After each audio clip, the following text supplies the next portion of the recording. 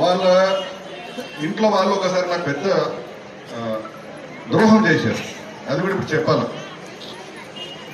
ఒక 9 సంవత్సరాల కిందట నాకు హైదరాబాద్ నారాయణగూడ పోలీస్ స్టేషన్ నుంచి నోటీస్ వచ్చింది.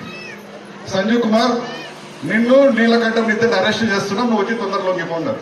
ఓరని పాస్ట్ కూడా హైదరాబాద్ లో నేనే మేరం చేసినారా, నాకెందుకు పంపించినారు? నేను వెంటనే ఇన్స్పెక్టర్ ఫోన్ చేసి అడిగిన.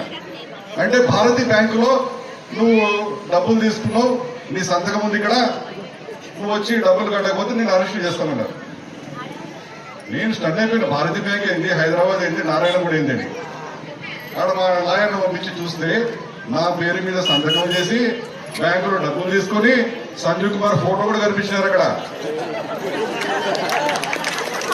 నేను చెప్పిన, అన్న మీ మీద నేను పోలీస్ కేసు పెడతా, నేను బొక్కలు ఇస్తా అంటే వెంటనే సారీ చెప్పి